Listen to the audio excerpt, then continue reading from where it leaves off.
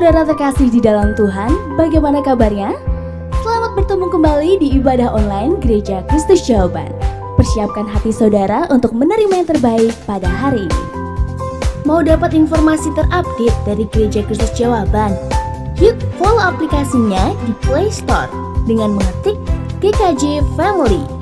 Dan jangan lupa untuk follow Instagram GKJ di @newgkj.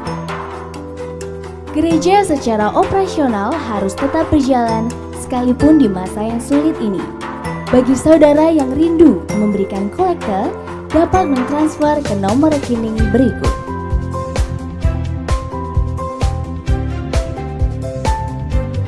Atau saudara dapat mentransfer lewat Dana, OVO, GoPay, BCA M-Banking, atau lewat bank mana saja yang ada mobile bankingnya dengan men-scan QR Code berikut ini.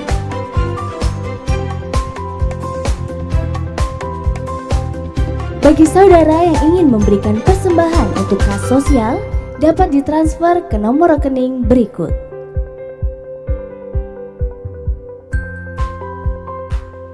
Sedangkan bagi saudara yang ingin memberikan persembahan persepuluhan, dapat ditransfer ke nomor rekening berikut. Terima kasih atas persembahan dan perhatian saudara. Selamat melanjutkan ibadah online Gereja Kristus Jawaban. Tuhan Yesus memberkati.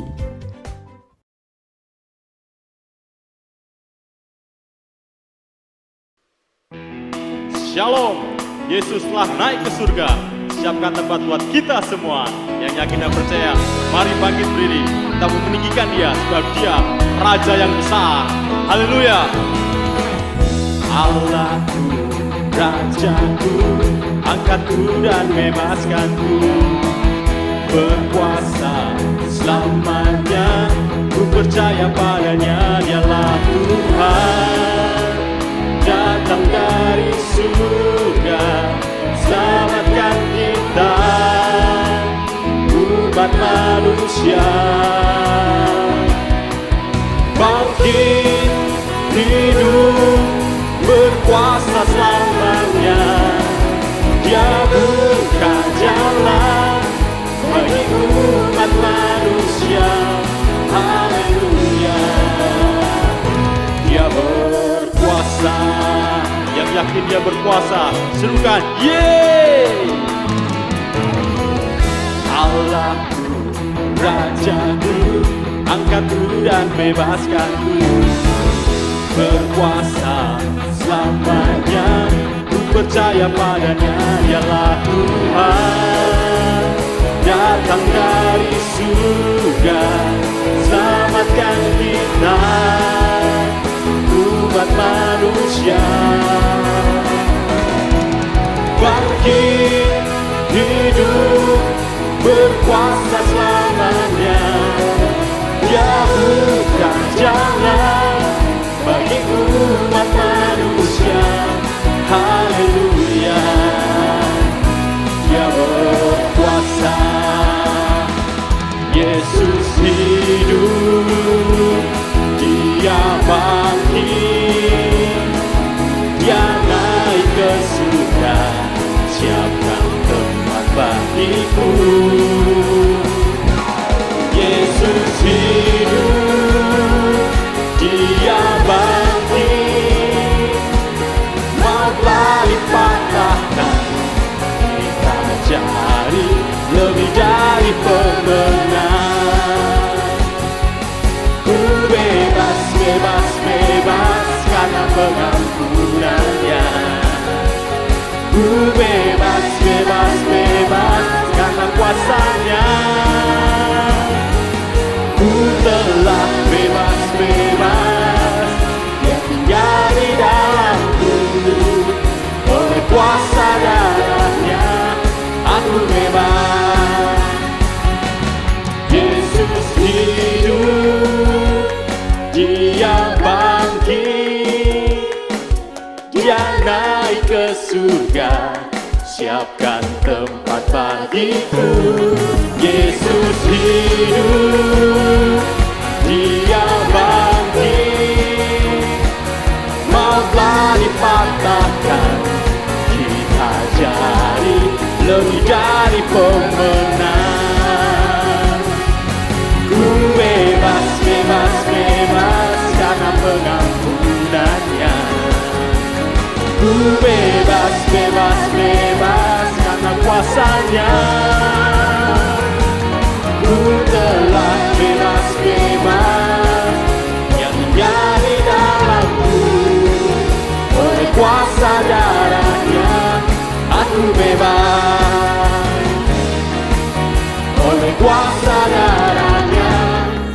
bebas. Yang yakin kita sudah bebas, katakan amin.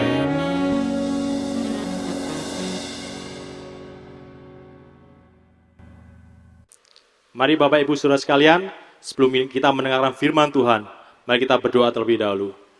Terima kasih Bapa buat kasih kebaikan-Mu Tuhan. Sungguh Tuhan, kami yakin Tuhan, Engkau sudah naik ke surga, menyiapkan tempat buat kami semua Tuhan. Terima kasih Tuhan, terima kasih. Biarlah pujian yang telah kami naikkan bisa menjadikan dupa yang harum di hadapan-Mu ya Bapa.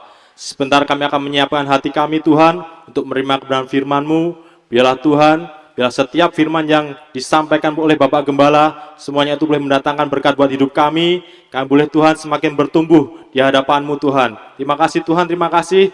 Memberkati Bapak Gembala yang menyampaikan firman-Mu. Biarlah Tuhan, hikmat akal budi Kau berikan setiap apa yang disampaikannya. Sungguh benar, semuanya berasal daripada-Mu ya Bapak. Segala bentuk kuasa jahat yang hendak mengganggu, saat tinggal bersatu hati, memanggil nama yang penuh kuasa, hanya di dalam nama Tuhan Yesus Kristus, kami tolak usir, patahkan, hancurkan. Dan biarlah Tuhan, hanya kuasa Roh Kudus yang menguasai kami sepenuhnya Tuhan. Terima kasih Bapa, terima kasih Tuhan Yesus, kami sambut firman-Mu, hanya di dalam nama Tuhan Yesus Kristus, kami sudah berdoa dan mengucap syukur. Haleluya, amin. Shalom, berjumpa kembali dalam ibadah online Gereja Kristus Jaban. Bagaimana kabar saudara? Jika saudara ada dalam perlindungan tangan Tuhan yang Maha Kuasa dan dalam keadaan tubuh yang sehat, mari kasih kedua jempol saudara di depan layar HP, televisi atau laptop dan katakan haleluya. Lebih keras lagi dong, haleluya. Puji nama Tuhan. Kali ini kita memperingati kenaikan Tuhan ke surga, perayaan kenaikan Tuhan ke surga, dan ini adalah satu momen yang sangat penting bagi umat Kristiani. Saudara, saya tuliskan di sana, kenaikan Tuhan Yesus membuktikan Dia sudah bangkit dari kematian, memakai tubuh kemuliaan, dan kembali kepada kodrat ilahinya sebagai Allah. Perhatikan slide itu. Yang pertama, Dia sudah bangkit dari kematian. Ini adalah hal yang sangat penting, sebab di Alkitab ditulis ahli-ahli Taurat, imam kepala itu menyuap penjaga saat mereka dengar kabar bahwa kubur Yesus sudah terbuka, menyuap dan memberitakan bahwa mayat Yesus dicuri oleh murid-muridnya. Itu adalah hal yang tidak bagus dan mungkin dipercayai juga oleh sebagian orang sampai sekarang. Tetapi yang pasti Yesus sudah bangkit dari kematian. Yang kedua, Dia, perhatikan kata di sini, memakai tubuh kemuliaan. Ini akan saya terangkan di dalam pemberitaan firman Tuhan kali ini. Memakai tubuh kemuliaan dan kembali kepada kodrat ilahinya sebagai Allah. Haleluya. Mari kita baca bersama-sama dari Markus 16 ayat 19. Markus 16 ayat 19. 2, 3. Sesudah Tuhan Yesus berbicara demikian kepada mereka, terangkatlah Ia ke surga, lalu duduk di sebelah kanan Allah. Amin. Lagi kita baca Lukas 24 ayat 50 dan 51. Oke, 2, 3. Lalu Yesus membawa mereka keluar kota sampai dekat Betania. Di situ Ia mengangkat tangannya dan memberkati mereka. Dan ketika Ia sedang memberkati mereka, Ia berpisah dari mereka dan terangkat ke surga. Ada kata-kata yang saya garis bawahi, Yesus terangkat. Dalam arti kata lain, Dia naik kembali ke surga, ke tempat dari mana Dia berasal. Haleluya. Saudara, bagaimana caranya? Atau bagaimana kok Tuhan Yesus itu bisa terangkat atau naik ke surga? Ini yang harus kita perhatikan. Bagaimana Tuhan Yesus itu bisa naik atau terangkat ke surga? Yang pertama adalah mengalahkan hukum gravitasi. Mengalahkan hukum gravitasi. Apa itu hukum gravitasi? Adalah kekuatan gaya tarik bumi. Seperti di gambar itu ya. Kalau ada buah jatuh, dia pasti jatuh itu pasti ke bawah. Kenapa? Karena ada hukum gravitasi, kekuatan gaya tarik bumi. Nah, sekarang terhadap kita apa relevansinya? Gaya yang suka menarik saudara ke bawah. Perhatikan perjalanan iman kita ini menuju ke atas kan, berjumpa dengan Tuhan Yesus. Itu ada yang menarik saudara, supaya saudara tidak bisa jadi orang Kristen ini, kerohaniannya tidak bisa naik step by step, tapi di bawah terus. Kekuatan apa itu yang menarik saudara? Saya tuliskan dengan huruf besar di slide. Kedagingan. Kedagingan yang melekat pada seseorang. Jangan lupa, setiap manusia yang lahir itu dia lahir dengan membawa tubuh dosa akibat dosa Adam, ya. Membawa tubuh dosa. Sudah konturnya manusia itu, tubuhnya ini adalah tubuh dosa. Dan itu adalah kedagingan yang melekat pada seseorang. Gak usah diajari anak-anak kecil itu, gak usah ada pelajaran berbohong, gak perlu. Tapi mereka bisa berbohong sedikit-sedikit ya, meskipun lucu sih bohongnya, tetapi tidak ada yang mengajari, dia sudah bisa bohong sendiri. Kenapa demikian? Ya, itulah yang namanya tubuh daging. Dan manusia kalau tidak mengendalikan tubuh dagingnya dengan baik, semakin dia besar, semakin bertambah usia, kedagingan itu akan makin menguasai tubuhnya, dirinya. Nah, itu yang harus dikalahkan. Saya tulis di sana, karena itu Yesus harus mati terlebih dahulu dan bangkit dengan tubuh kemuliaan. Kenapa Yesus harus mati lebih dahulu? Karena dia lahir 100% sebagai manusia. Dia memakai tubuh yang sama dengan kita. Juga ada tubuh dosa. Hanya Yesus tidak berbuat dosa. Bukan tidak bisa berbuat dosa, jangan begitu. Statement itu jangan Tuhan Yesus itu tidak bisa berbuat dosa. Oh tidak, dia tidak mau berbuat dosa. Dia memilih untuk tidak berbuat dosa. Bisa nggak Yesus berbuat dosa? Oh bisa, tetapi dia memilih untuk tidak berbuat dosa. Tetapi karena dia lahir dengan tubuh yang sama dengan saudara dan saya, Yesus perlu mati supaya dia bangkit, dan bangkitnya itu dengan tubuh kemuliaan. Haleluya. Jadi selama saudara memakai tubuh alamiah, itu tidak akan pernah bisa terangkat ke surga. Saya di depan sudah katakan Yesus perlu mati supaya dia bangkit dengan tubuh kemuliaan. Kalau sudah tubuh kemuliaan, baru bisa terangkat ke surga. 1 Korintus 15 ayat 44. Dengarkan pembacaan saya. Yang ditaburkan adalah tubuh alamiah, yang dibangkitkan adalah tubuh rohania. Jika ada tubuh alamiah, maka ada pula tubuh rohania. Haleluya. Saya jelaskan. Setiap orang yang lahir, setiap manusia atau bayi yang lahir, dia lahir dengan, di sana dikatakan, perhatikan slide, tubuh alamiah.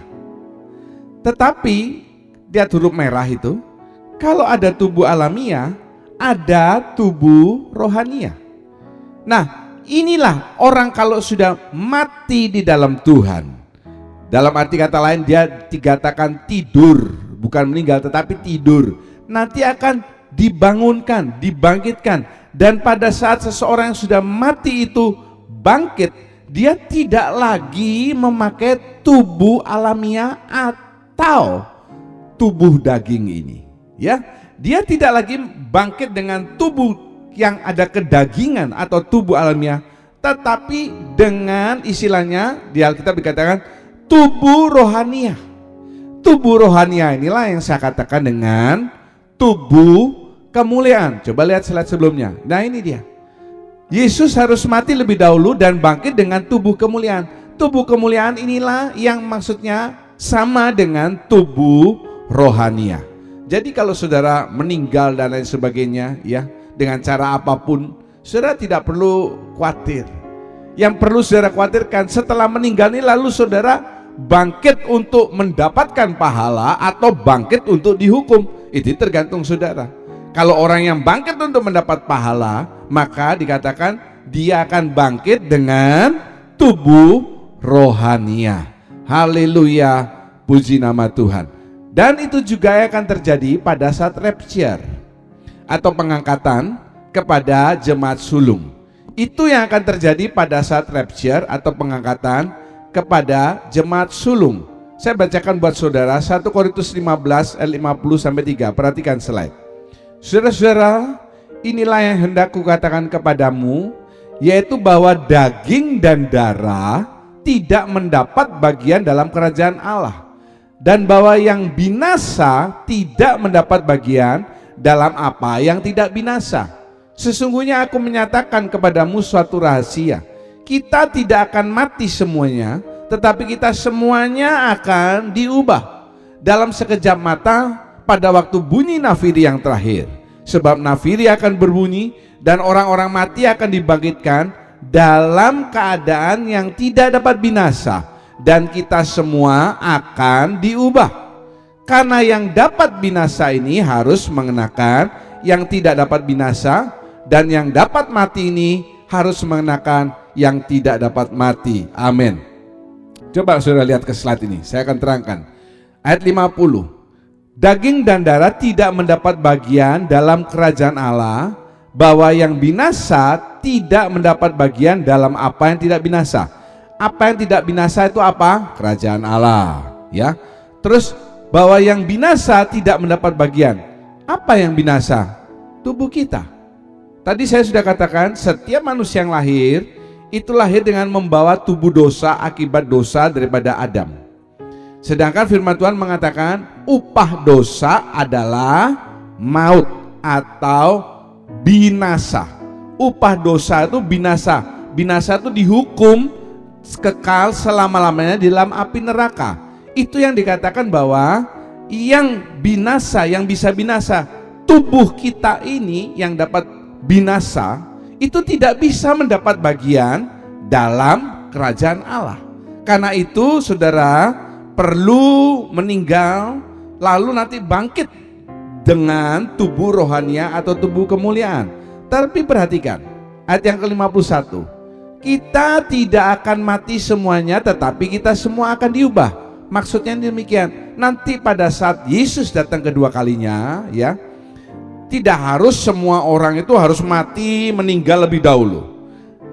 Yang sudah meninggal, ya sudah, mereka meninggal. Tetapi misalnya saudara dan saya ada di saat dimana Yesus menjemput mempelainya datang untuk kedua kalinya, itu kita akan diubah. Kita kan tidak mati, ya, tetapi kita akan diubah. Diubah apa? Dari tubuh yang bisa binasa ini diubah dengan tubuh yang tidak bisa binasa. Dengan kata lain, dengan tubuh kemuliaan. Dengan kata lain, dengan tubuh rohania, ya. Yang mati, sudah lihat ayat yang ke-52 di slide. Dan orang-orang mati akan dibangkitkan. Nah, bagaimana mereka sudah mati duluan? Orang yang mati di dalam Tuhan itu akan dibangkitkan. Dan yang tidak dapat binasa ini dibangkitkan dalam keadaan yang tidak dapat binasa. Saya ulangi, orang-orang mati akan dibangkitkan dalam keadaan yang tidak dapat binasa. Orang-orang yang sudah mati ini dibangkitkan, diganti tubuhnya dengan tubuh kemuliaan atau tubuh rohania. Ayat 53, yang dapat binasa harus mengenakan yang tidak dapat binasa. Diulangi ya. Dan yang dapat mati ini harus mengenakan yang tidak dapat mati. Itulah yang membuat seseorang bisa terangkat masuk dalam kerajaan 1000 tahun damai. Itulah yang membuat Yesus ini bisa naik ke surga, karena kedagingannya sudah mati. Dia bangkit dengan tubuh kemuliaan. Demikian juga dengan saudara. Satu kali pada saat nafiri terakhir berbunyi, kita semua akan diubah. Yesus menjemput kita bukan di dunia ini, tidak, tetapi dia menunggu kita di awan-awan. Dan kita yang ada di bumi ini, kita yang naik ke awan-awan. Supaya bisa naik ini, kalau satu golongan orang-orang yang sudah mati dalam Tuhan, dia akan dibangkitkan dengan tubuh yang tidak dapat binasa, atau tubuh kemuliaan, atau tubuh rohania. Tetapi golongan yang kedua, misalnya ada orang-orang yang masih hidup, atau kita misalnya masih hidup pada saat Yesus menjemput di awan-awan, kita ini akan diubah. Diubah apanya? Tubuh yang bisa binasa, yang bisa mati ini diubah dengan tubuh rohania atau tubuh kemuliaan. Dan itulah kita akan bertemu dengan Tuhan di awan-awan. Haleluya. Karena kenaikan Tuhan ke surga ini bukan hanya pribadi Yesus yang bisa naik ke surga, tetapi dia membuka jalan buat kita semua, membuktikan kalau dia bisa naik ke surga, kita pun juga bisa akan naik ke surga. Kita itu siapa, saudara? Tidak semua anak Tuhan, tidak semua orang Kristen, tidak. Hanya orang Kristen yang sungguh-sungguh. Yang saya tulis di sana, perhatikan ya, ada kata, kembali ke slide, kepada jemaat sulung. Nanti akan saya jelaskan dalam slide yang berikutnya. Sekarang saya akan jelaskan slide yang pertama, gambar yang pertama ini. Gambar ini sudah pernah keluar dalam khotbah saya periode sebelumnya. Perhatikan saudara, angka 1, 2, 3, 4, 5, 6, 7. Allah menciptakan dunia ini 6 hari. Hari yang ketujuh dia beristirahat. Di hadapan Tuhan 1 hari sama dengan 1000 tahun. Jadi yang benar adalah umur dunia ini 6000 tahun.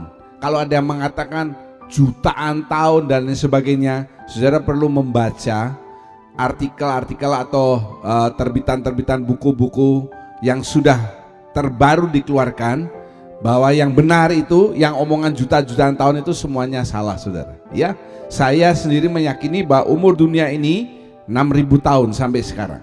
Karena apa? Berdasarkan penciptaan Allah. 2000 tahun yang pertama itu zaman Allah Bapa, 2000 tahun yang kedua zaman Allah Anak, 2000 tahun yang ketiga zaman Allah Roh Kudus. Dimulai dari sejak Yesus lahir, mati, dan bangkit. Nah, hari yang ketujuh itu adalah hari Tuhan. Ingat, 1 hari 1000 tahun, 1000 tahun. Hari yang ketujuh ini hari Tuhan. Itulah yang disebut dengan kerajaan 1000 tahun damai. Jadi sebelum ada kerajaan surga, perhatikan baik-baik, itu ada 1000 tahun. Dinamakan kerajaan 1000 tahun damai. Di dalam khotbah saya periode sebelumnya, itu adalah perhentian. Ya, perhentian buat siapa? Buat orang-orang yang sungguh-sungguh di dalam Tuhan. Nah, kita lihat ke slide yang sebelumnya ini. Saya ada tuliskan di sana kepada jemaat sulung. Lihat slide yang berikut ini ya. Lalu sudah perhatikan gambar yang berikut ini. Ya, lihat tanda salib itu, ya. Ya, kalau bisa slide-nya di jejer aja. Ya. Tanda salib itu tanda salib. 2000 tahun yang terakhir, saya tulis di sana, perhatikan itu gambar itu, zaman anugerah. Zaman anugerah ini adalah zaman Allah Roh Kudus. Sebelum masuk ke dalam hari Tuhan, lihat ya, ada yang merah itu hari Tuhan ya. Ada 7 tahun. Kenapa kok di gambar yang pertama ini tidak ada kata gambar 7 tahun tuh? Karena kan kecil, sudah 1000 dibandingkan 7 kan kecil. Tetapi sebenarnya sebelum memasuki kerajaan 1000 tahun damai atau hari Tuhan itu, ada di sana 7 tahun. Apa ini, saudara? Masa aniaya antikris. Ini gambar ini bukan karangan saya. Ini semua ada di dalam Alkitab. Kalau saudara teliti membaca, memeriksa, lalu saudara bisa menulis dalam bentuk gambar. Perhatikan di sana, saya lihat gambar itu. 7 tahun ini disebut sebagai malam hari. Yohanes 9 ayat 4 mengatakan selama masih siang bekerja. Sekarang ini sudah mendekati malam, karena malam akan tiba. Nah, malam hari Tuhan ini adalah digambarkan 7 tahun. Malam, kenapa dikatakan malam? Kalau malam itu semua tingkat kejahatan akan naik kan? Pencuri, perampok, orang yang mau berbuat jahat itu di malam hari. Nah, itu menggambarkan bagaimana keadaan dunia. Dalam Alkitab dituliskan malam hari itu akan muncul antikris. Tetapi perhatikan, sebelum antikris itu muncul, kebetulan saya ini adalah orang yang menganut faham pre-tribulation, sebelum tribulasi atau masa aniaya atau 7 tahun atau malam hari itu, ya, kita akan diangkat. Ada golongan orang yang menganut ya middle tribulation, ada yang after tribulation. Kalau after tuh sesudah 7 tahun lalu baru diangkat. Kalau yang middle 3,5 tahun baru terangkat. Kenapa kok saya bagi gambar itu 3,5 karena di Alkitab dituliskan 3,5 tahun ini masa aniaya kecil, 3,5 tahun ini masa aniaya besar. Di antara 3,5 dan 3,5 ini, ya, 3,5 ada tengah-tengahnya 3,5, di situ antikris baru muncul. Tetapi sebelumnya 3,5 tahun masa aniaya yang kecil ini sudah terjadi hal-hal yang luar biasa menyesakkan penduduk dunia. Saudara bisa baca itu kitab Wahyu. Nah, gambar itu saya tuliskan JS. JS itu adalah jemaat sulung. Seperti yang tadi saya katakan, saya menganut faham pre-tribulation. Jadi sebelum tribulasi itu masa aniaya, ya. Jadi sebelum masa aniaya 7 tahun atau masa antikris atau malam hari yang dikatakan dalam firman Tuhan, kita ini sudah diangkat. Diangkat itu saya tuliskan di sana sebagai golongan jemaat sulung. Dan Yesus menunggu kita di awan-awan. Makanya saya tuliskan di sana pertemuan di udara. Ya, jemaat sulung ini bukan semua orang Kristen, saudara. Tidak berarti semua orang Kristen ini masuk jemaat sulung. Oh, tidak bisa. Jemaat sulung itu kriterianya tidak main-main. Adalah anak-anak Tuhan yang sungguh-sungguh hidup benar selama dia hidup di dunia ini, ya, yang tidak sembarangan memakai tubuhnya tetapi mengikuti firman Tuhan. Ada banyak hal yang disebutkan tentang jemaat sulung dan saudara harus mengusahakan, poinnya adalah saudara harus mengusahakan supaya diri saudara ini masuk di dalam kategori jemaat sulung. Kenapa saya katakan demikian?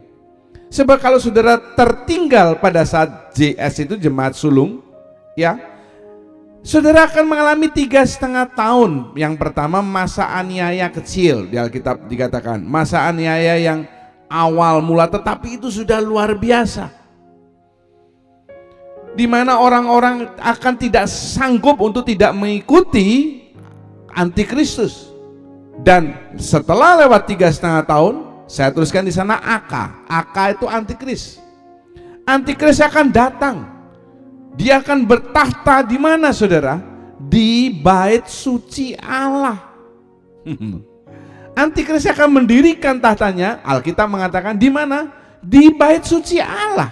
Bait suci Allah akan dia injak-injak. Lalu keluarlah 3,5 tahun yang kedua. Yang dituliskan dalam Alkitab adalah masa aniaya besar. Itu akan terjadi hal-hal yang dahsyat yang menghancurkan seluruh isi dunia, di mana antikrisnya akan makin kejam, makin merajalela. Tidak ada lagi agama Kristen, Katolik, Islam, Buddha, Hindu atau apapun agama yang lain. Tidak ada. Satu agama di bawah kendali antikris. Tidak ada lagi mata uang dolar, yuan, yen, ya, dolar apa atau rupiah. Tidak ada. Satu mata uang. Kenapa bisa demikian? Ya karena antikris menguasai dunia. Dan mungkin di dalam masa itu ada anak-anak Tuhan yang tetap mempertahankan imannya, meskipun dia harus disiksa, mengalami sengsara. Kalau tidak ada tanda 666 di dahi atau di tangan kanan, tidak bisa berbelanja, tidak bisa melakukan aktivitas, tidak bisa ke rumah sakit dan sebagainya, mungkin dia bertahan dan dia harus menukarkan dengan nyawanya. Nah, nanti kalau sudah lewat masa itu, saya tulis di sana, lihat gambar JSS. Apa itu? Jemaat sengsara. Itu adalah orang-orang anak Tuhan yang tertinggal pada saat pengangkatan JS ini, jemaat sulung ini. Dia harus menunggu berapa lama, saudara? 7 tahun. 7 tahun mengalami sengsara yang maha dahsyat. Kalau mereka bisa mempertahankan imannya, ya, baru mereka diangkat. Saya istilahkan dengan jemaat sengsara. Kenapa? Karena mereka sudah mengalami kesengsaraan. Sesudah itu, pada saat sudah jemaat sengsara diangkat, baru Kristus KY ini kedatangan Yesus. Yang kedua, dia akan datang ke muka bumi ini. Jadi kalau ada yang memberitahu saya, ada Tuhan Yesus datang. Tuhan Yesus datang di sana. Itu adalah Kristus dan sebagainya. Alkitab akan menuliskan begitu. Nanti akan banyak mengatakan itu Yesus datang, Mesias palsu. Jangan dipercayai. Kenapa? Karena sebelum Kristus Yesus datang kedua kalinya, itu akan ada antikris dulu yang keluar. Akan ada 7 tahun masa sengsara, masa aniaya, tribulation. Waktu Yesus datang kedua kalinya, apa yang dia lakukan? Dia akan mengalahkan antikris, dia akan memporak-porandakan dunia ini, ya. Jadi kedatangan Yesus yang kedua kali bukan lagi seperti kedatangannya yang pertama, seperti bayi yang lucu, tidak berdaya. Kedatangan Yesus yang kedua kali ini, dia akan bawa pedang yang bernyala-nyala, disertai dengan pasukannya. Siapa pasukan? Para malaikat surgawi dan mereka yang masuk di dalam golongan jemaat sulung yang sudah terangkat. Saudara harus mengusahakan diri saudara termasuk dalam jemaat sulung, supaya nanti waktu Yesus datang kedua kalinya, kita berperang bersama dengan Tuhan. Yesus panglima perang kita untuk mengalahkan antikris dan para pengikutnya. Setelah selesai itu, lihat di gambar, baru ada hari Tuhan. Hari Tuhan ini 1000 tahun, ya, satu hari 1000 tahun.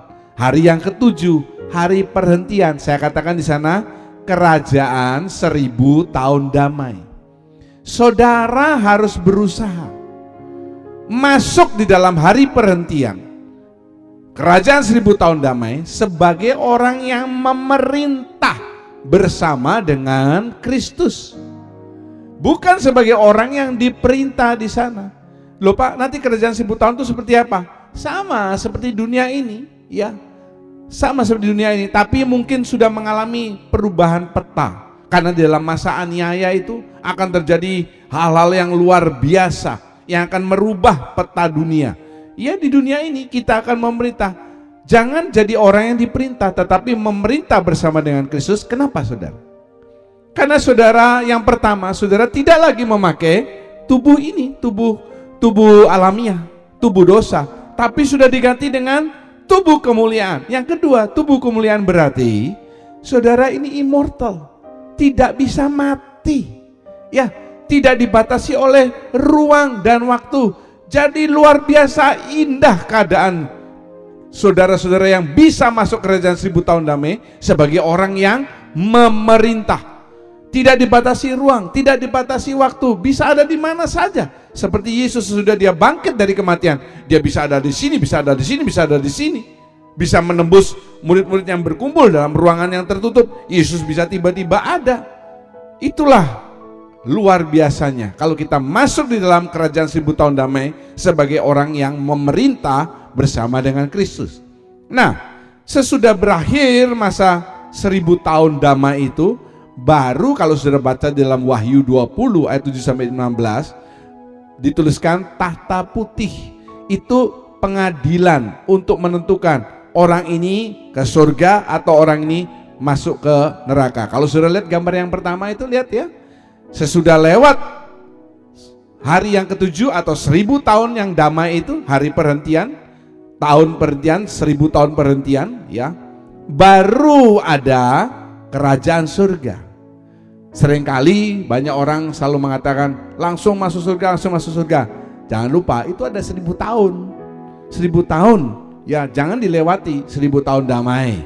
Hari yang ke-7 di mana Allah berhenti dari penciptaan, itu sama dengan berhenti buat kita karena kita memerintah bersama dengan Kristus. Tidak ada lagi masalah-masalah, tidak ada lagi kita perlu makan lah, perlu tidur, perlu apa. Tidak, kenapa? Karena saudara sudah memakai tubuh kemuliaan, tubuh rohania.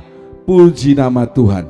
Kalau saudara belum mengerti atau mengerti sedikit tentang penjelasan ini, saudara bisa mengulangi khotbah saya dan melihat kembali tayangan tentang penjelasan kedua gambar ini. Puji nama Tuhan, haleluya. Adalah tugas saudara. Saya tulis dengan huruf besar, tugas. adalah tugas saudara untuk mematikan kedagingan ini. Selama sekarang ini nanti kita, tubuh daging ini akan diganti dengan tubuh kemuliaan. Tetapi tidak ujuk-ujuk. Karena apa? Selama saudara masih hidup, kedagingan ini akan di awal ya menarik saudara. Seperti gravitasi ini menarik saudara supaya apa? Supaya saudara tidak nanti terangkat, supaya saudara tertinggal, supaya saudara menjadi anteknya antikristus, pengikutnya antikristus. Sekarang ini tugas buat saudara untuk mematikan kedagingan. Saya tulis di sana, jangan minta Tuhan untuk mematikan. Jangan kita berdoa, oh Tuhan, matikanlah kedagingan ada dalam diri saya. Bukan begitu. Itu kita punya tubuh kan, ya itu tugas kita. Mari kita baca bersama Kolose 3 ayat 5 dan 6. Ayo kita baca bersama. Buka suara saudara. 2, 3. Karena itu matikanlah dalam dirimu segala sesuatu yang duniawi, yaitu percabulan, kenajisan, hawa nafsu, nafsu jahat, dan juga keserakahan yang sama dengan penyembahan berhala. Semuanya itu mendatangkan murka Allah atas orang-orang durhaka. Amin. Mari perhatikan slide itu. Matikanlah dalam dirimu. Saudara mesti mematikan dalam diri saudara segala sesuatu yang duniawi. Apa itu? Pertama, percabulan, ya, percabulan. Kedua, kenajisan. Ketiga, hawa nafsu. Kemudian keempat, nafsu jahat. Kemudian yang kelima, keserakahan. Saya tidak menjelaskan 5 ini, tetapi saya tulis di sana dengan huruf merah. Semuanya 5 hal tadi itu ya, percabulan, kenajisan, hawa nafsu, nafsu jahat, keserakahan, itu sama dengan penyembahan berhala. Kenapa kok dituliskan tiba-tiba keluar kata penyembahan berhala? Loh, mungkin saudara ini tidak menyembah berhala, menyembah patung dan lain sebagainya. Tetapi kalau saudara melakukan 1 dari 5 itu ya, percabulan, kenajisan, hawa nafsu, nafsu jahat, keserakahan, itu sama dengan saudara ini di hadapan Tuhan adalah penyembah berhala. Terus apa hubungannya Pak? Saudara harus ingat 2 hukum Taurat yang pertama, hukum Taurat yang pertama dan yang kedua, akulah Tuhan Allahmu, ya, jangan membuat bagimu ilah lain, patung di hadapanku. Yang kedua, jangan kamu sujud menyembah. Jangan membuat patung dalam bentuk apapun dan jangan sujud menyembah. Itu hukum Taurat yang pertama dan yang kedua itu sudah tegas. Diulangi sampai yang pertama dan kedua hampir mirip. Kenapa harus sampai 2 kali? Karena itu kekejian bagi Tuhan. Allah kita itu adalah Allah yang pencemburu. Dia tidak mau ada Allah lain selain Allah saudara, yaitu Tuhan Yesus Kristus. Dia Allah yang pencemburu. Jadi kalau penyembah berhala, saudara melanggar hukum Taurat yang pertama dan kedua, sudah jelas itu konsekuensinya dahsyat sekali. Itu disamakan dengan 5 segala sesuatu yang duniawi. Percabulan, kenajisan, hawa nafsu, nafsu jahat, keserakahan. Saudara mesti mematikan. Itu semua itu akan menarik saudara. Itu seperti gaya gravitasi yang menarik saudara. Tidak bisa saudara maju secara rohani. Karena itu ada orang Kristen tidak semuanya sama saudara. Ada orang-orang yang bisa maju rohaninya. Ada orang-orang yang sudah puluhan tahun menjadi anak Tuhan. Tetapi ya hidup rohaninya seperti itu saja. Mungkin dia tidak percabulan, mungkin tidak kenajisan, tidak hawa nafsu, tidak nafsu jahat, tetapi mungkin dia serakah. Serakah dalam hal apapun, makan serakah maunya banyak untuk dirinya sendiri, bekerja serakah, cari untung juga serakah. Saudara mungkin tidak sadar, tetapi hati-hati. Karena kelima hal ini, 1, 2, 3, 4, 5, itu Tuhan samakan dengan seperti penyembah berhala. Itu yang harus saudara matikan. Matikan. Haleluya.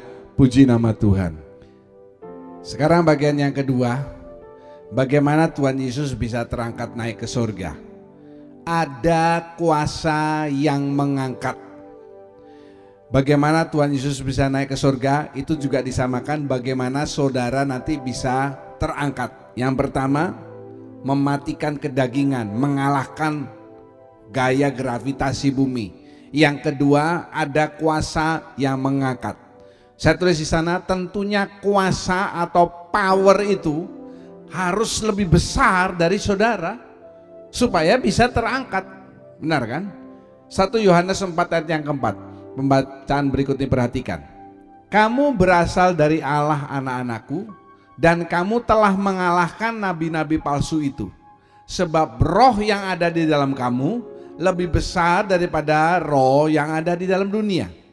Perhatikan di dunia ini sekarang saudara, sudah banyak keluar nabi-nabi palsu. Bukan nanti akan keluar nabi palsu. Sekarang ini sudah banyak nabi-nabi palsu. Apa contohnya? Pengajaran-pengajaran palsu. Saya suka kasih contoh seperti demikian. Kalau ada misalnya orang dari agama lain, maaf kata ya, masuk ke gereja, lalu dia berusaha menyesatkan saudara, saudara akan gak nganggep. Tetapi bagaimana seandainya seorang pengkhotbah, dia mengindoktrinasi, mengajarkan ajaran yang salah, itu akan dengan mudah diserap, dipercayai oleh jemaat Tuhan. Itulah yang saya katakan dengan sekarang ini sudah banyak pengajaran-pengajaran palsu yang muncul. Dan di sana dikatakan roh yang ada di dalam kamu, di dalam saudara dan saya, itu lebih besar daripada roh yang ada di dalam dunia. Saya perhatikan slide itu. Saya tulis roh itu dengan R besar karena di Alkitab ditulis dengan roh R besar. Apa itu roh yang lebih besar dengan huruf R besar? Coba kita lihat slide sebelumnya itu ya. Sebab roh yang ada di dalam kamu, roh itu ada di dalam diri saudara, lebih besar daripada roh yang ada di dalam dunia. Itu apa? Itu adalah Roh Kudus. Katakan bersama dengan saya, Roh Kudus. Haleluya. Perhatikan, setiap anak Tuhan yang sungguh-sungguh, dia harus punya Roh Kudus. Di mana? Bukan hanya dimeteraikan dengan Roh Kudus. Kalau dimeteraikan itu hanya ada di luar. Tetapi Roh Kudus itu harus masuk inside yourself, harus ada di dalam diri saudara. Coba lihat slide sebelumnya. Itu lebih besar daripada roh-roh yang ada dalam dunia. Kalau saudara anak Tuhan yang sungguh-sungguh, yang ada roh Tuhan di dalam hidup saudara, saudara tidak perlu khawatir dengan roh-roh jahat yang ada di mana saja. Saudara tidak perlu takut kalau misalnya lewat kuburan, ya Pak, saya kalau lewat kuburan ini kok rasanya berdiri bulu kuduknya. Motornya saya naik lewat kuburan kok motornya rasanya berat gitu ya Pak ya. Ya berat, orang ban belakangnya gembos kamu nggak tahu ya. Tidak akan saudara diganggu di rumah saudara. Pak, saya melihat seperti ada bayangan hitam, seperti ada penampakan, ada bau ini bau itu. Tidak mungkin juga saudara kalau ada roh Tuhan dalam diri saudara, saudara bisa kerauhan dan lain sebagainya. Tidak bisa. Atau saudara dihipnotis, digendam. Kalau ada roh Tuhan dalam diri saudara, roh-roh yang lain itu lewat saudara, kecil artinya. Tidak mungkin saudara bisa dihipnotis, digendam, ditipu dan lain sebagainya. Karena itu ya, lihat slide ini, saudara perlu ada Roh Kudus di dalam diri saudara. Haleluya. Itu yang akan bisa membuat saudara terangkat naik ke surga. Yesus naik ke surga itu dengan kuasa, the power of the Holy Ghost, the power of the Holy Spirit, kuasa daripada Roh Kudus. Setiap anak Tuhan yang ada Roh Kudus dalam dirinya, dia juga kalau mati, dia akan diangkat naik.